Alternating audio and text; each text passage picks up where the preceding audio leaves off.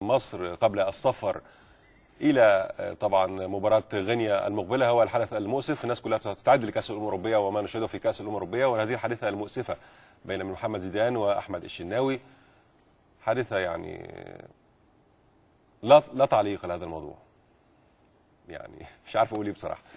زيدان كان عنده مشاكل كثيره يعني ايام حادثه بورسعيد والاحتفال، وصبت الصحافه جام غضبها على هذا اللاعب محمد زيدان، ورجع هو يعني تحدث بعض الشيء.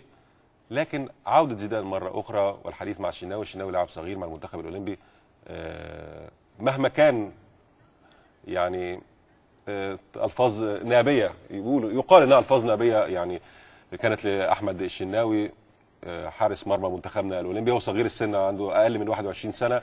محمد زيدان لاعب كبير ولاعب حاجة دولي كبير، بيلعب في منتخب مصر وكبير، وأيضا لاعب في الدوري الألماني. الاثنين من مدينه واحده، مدينه بورسعيد. انا مش عارف اقول ايه. انا بصراحه انكم لا تدخل من المدير الفني. انا ولا شايف مفيش تدخل المدير الفني او المدرب العام او مدير الكره بقى يعني. انا مش عارف يعني ده في الطبيعي جدا يتم ممكن تكون بعيده عنهم، انا ما اعرفش، بس لازم يكون المدير الفني واقف.